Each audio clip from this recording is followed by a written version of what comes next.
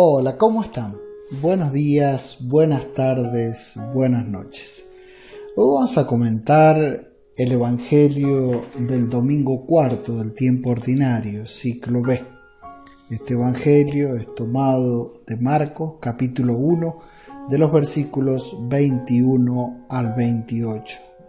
Aquí Jesús comienza su acción santificadora o su acción sanadora en una sinagoga. Por eso tenemos que recurrir a Él para poder decirle que nos purifique, que nos sane. El Evangelio dice así: en la ciudad de Cafarnaún, el sábado, entró Jesús en la sinagoga a enseñar. Estaban asombrados de su enseñanza porque les enseñaba con autoridad y no como los escribas. Había precisamente en su sinagoga un hombre que tenía un espíritu inmundo y se puso a gritar: ¿qué tenemos que ver nosotros contigo, Jesús Nazareno? ¿Has venido a acabar con nosotros? Sé quién eres, el Santo de Dios. Jesús lo increpó: cállate y sal de él. El espíritu inmundo lo retorció violentamente y dando un grito muy fuerte salió de él. Todos se preguntaron estupefactos: ¿qué es esto? Una enseñanza nueva expuesta con autoridad. Incluso manda a los espíritus inmundos y lo obedecen. Su fama se extendió enseguida por todas partes, alcanzando la comarca entera de Galilea.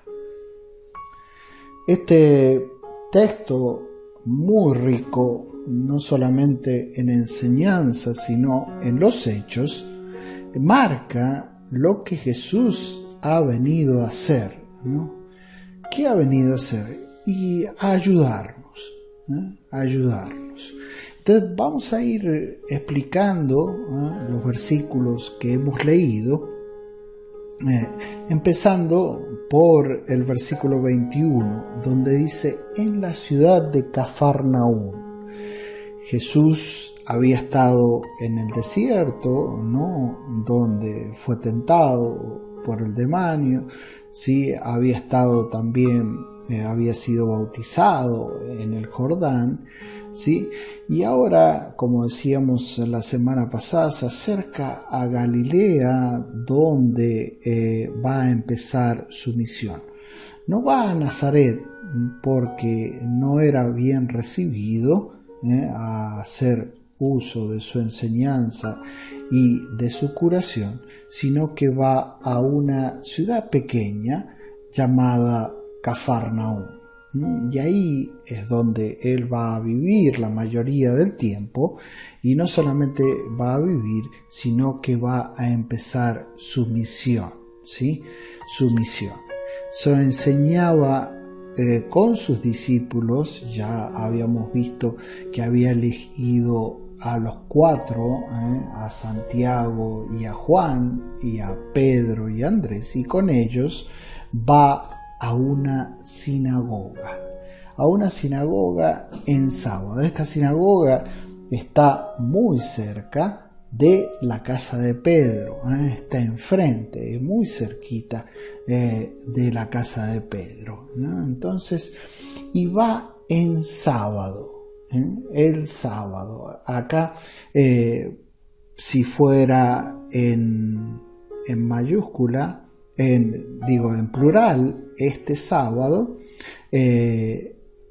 querría decir que Jesús iba a la sinagoga todos los sábados, pero está en plural, se refiere a un sábado particular. Es el sábado en el que Jesús comienza a enseñar una doctrina nueva, ¿sí? Didasque kainé, donde didasque kainé en una sinagoga en sábado. Esto tiene mucho significado y es muy muy importante. Primero, en sábado si nos remontamos a la creación, sería el día en que Dios descansa. Es el día en que Dios descansa. Es el día en que Dios bendice al hombre. Es el día en que Dios con el hombre, con Adán, se juntan y son bendecidos y hacen alianza.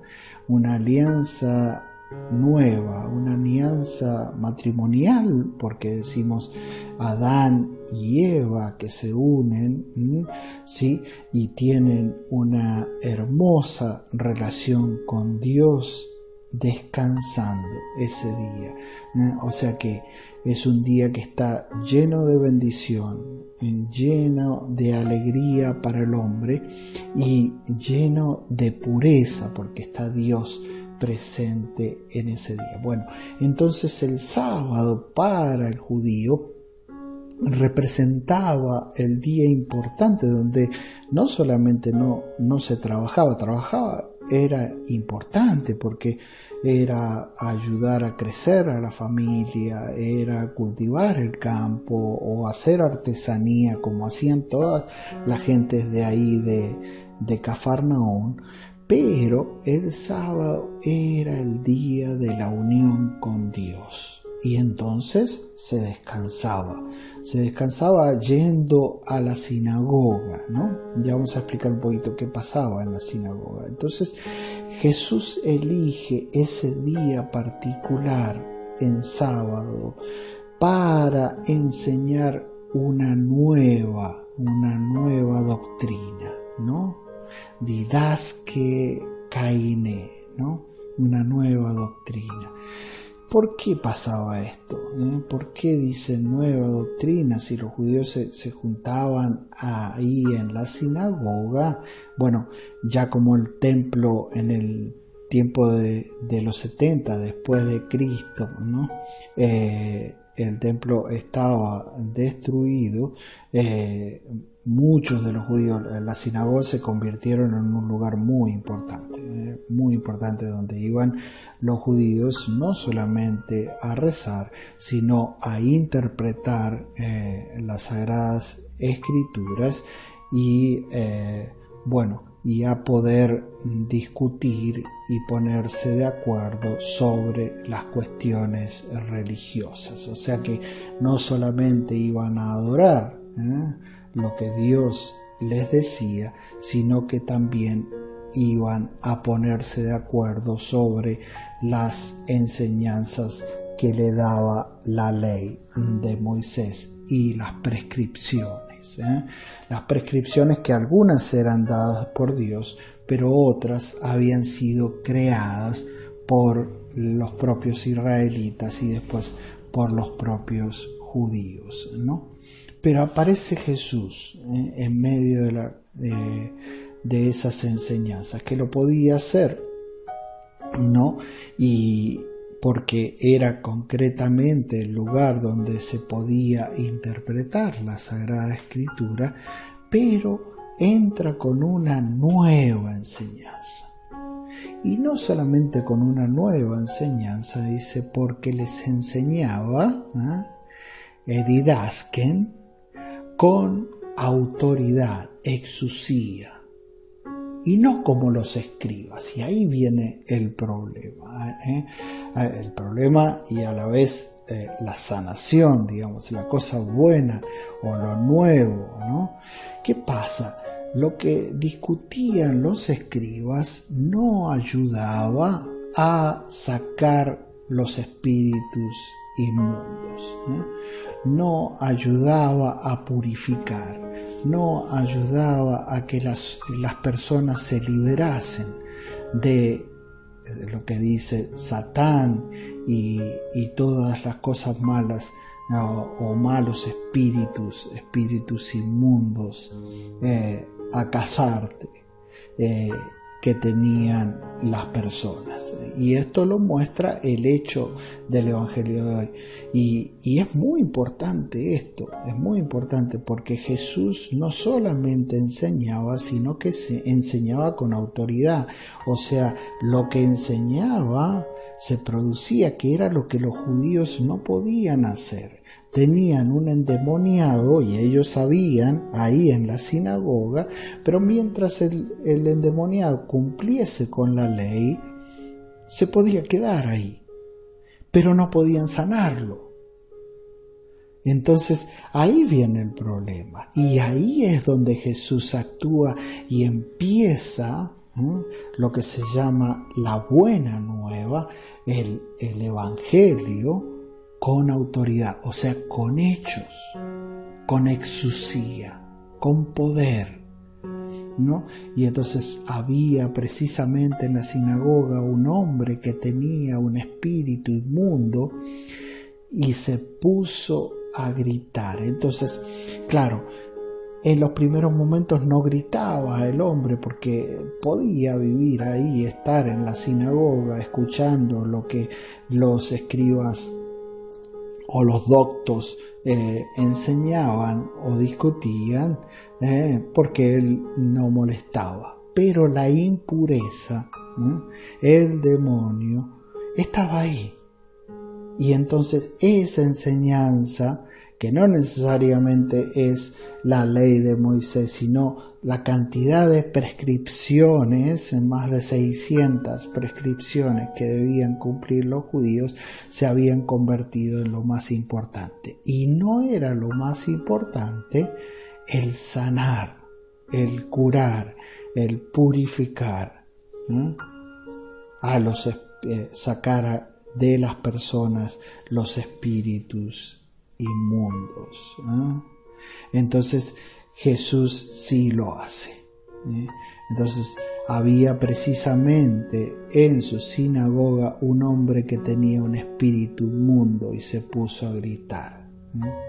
Claro, lo ven a Jesús con su autoridad, me refiero a los demonios y a los espíritus malos, ¿no? Donde estaban dentro de la sinagoga. Y fíjense que no era en las calles o con las prostitutas o los que cobraban los impuestos, los levíos, no, estaba dentro de la sinagoga ese espíritu, ¿no?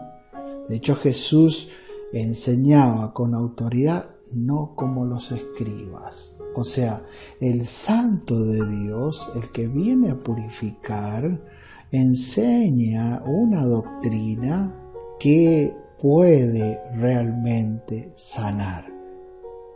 En cambio, los escribas no. Entonces dice, grita, ¿qué tenemos que ver nosotros contigo, Jesús de Nazaret? Has venido a acabar con nosotros, en plural, ¿no? Todos los espíritus, los malos espíritus. Y saben de la presencia y de la autoridad de Dios, y saben que Jesús tiene la exusía, o sea, la autoridad, la fuerza de poder expulsarlos. Y después se convierte en un singular. Sé quién eres, por parte de Satanás, que un poco reúne todos estos malos espíritus. ¿Quién eres? Jojaios tu Theú, el santo de Dios. Jojaios tu Theú, el santo de Dios. Entonces, el santo de Dios es el que enseña con autoridad. O sea, no solamente es capaz de hablar una nueva doctrina, didasque kainé, sino usa la exusía, o sea, el poder para sanar, para purificar, para salvarnos. Y voy a agregar una palabra más, para liberarnos, si era lo que ese hombre necesitaba y los escribas no podían hacer. Jesús lo increpó, y acá viene el poder de él. Cállate y sal de él. No solamente lo llama a no hablar, sino a liberar a ese hombre, a liberar. Entonces, estas palabras importantes: sanar, purificar, liberar. Entonces, eso es lo que la doctrina cristiana, eso es lo que la enseñanza nueva,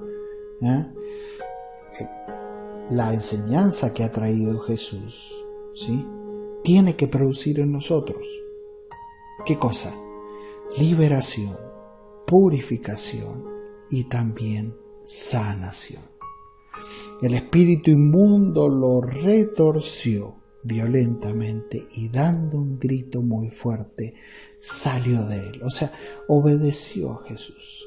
Fíjense, entonces aquí entra el tema de la fe, la fe que mueve montañas. ¿Cuánto creemos en que Jesús puede purificarnos, es sacarnos todos esos espíritus que nos detienen y nos impiden ser libres, que nos impiden hacer lo que nosotros queramos hacer en orden al bien, en orden a ayudar a otros, en orden a ayudar a nosotros mismos, o esos espíritus que impiden, o de esa negatividad que se produce dentro de nosotros, de que Jesús no puede sanarnos, ¿no?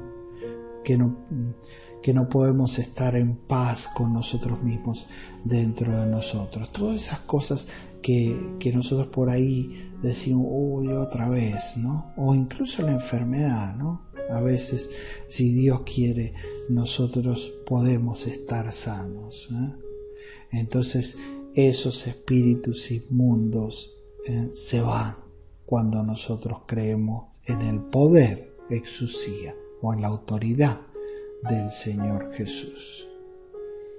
Y entonces ahí empieza a hablar la gente, porque ve lo que pasa. ¿Qué es esto? Una enseñanza nueva. Y aquí hago énfasis. Siempre el cristianismo, o lo que Jesús enseña, o el evangelio, o la buena nueva, es una enseñanza nueva. Nueva porque nos hace nuevos. Nueva porque nos purifica. Nueva porque nos hace sentir que Dios, que es eterno, está dentro nuevo, y entonces nos sentimos renovados siempre, y expuesta con autoridad. Quiere decir, Él nos da la fuerza, o mejor dicho, Él tiene la fuerza para producir esto bueno en nosotros. Incluso manda a los espíritus inmundos y lo obedecen, dice la gente. La gente, fíjense, que estaba en la sinagoga, ve eso que se produce en este hombre endemoniado. Y claro, su fama se extendió enseguida por todas partes, alcanzando la comarca entera de Galilea, que era lo que él quería. Que esa enseñanza nueva se extendiese para que más gente más gente se aproveche de la ayuda de Jesús. Por eso los invito a pedirle a Dios que acreciente nuestra fe y nos dé con autoridad esa sanación, esa purificación y esa liberación. Muchas veces nos sentimos oprimidos, muchas veces nos sentimos cansados, muchas veces incluso nos sentimos muy caídos, pero está el Señor Jesús ahí sanándonos, dándonos la libertad, dándonos la alegría de que Él está con nosotros, dándonos la seguridad de que tenemos a alguien poderoso que nos cuida. Por eso, recemos este Salmo 94 para no endurecer el corazón y para abrirlo totalmente a creer que Jesús me puede sanar y liberar. Y rezamos juntos. Venid, aclamemos al Señor, demos vítores a la roca que nos salva. Entremos en su presencia dándole gracias, aclamándolo con cantos. Entrad, postrémonos por tierra, bendiciendo al Señor, Creador nuestro, porque Él es nuestro Dios, y nosotros su pueblo, el rebaño que Él guía. Ojalá escuchases hoy su voz, no endurezcáis el corazón como a Meribá, como al día de Masá en el desierto, cuando vuestros padres me pusieron a prueba y me tentaron, aunque habían visto mis obras. Pedimos a Jesús que nos dé esa fuerza para creer y recibir su presencia en nuestras almas, para que nos libere. Bueno, que Dios los siga bendiciendo y nos vemos en el próximo comentario bíblico.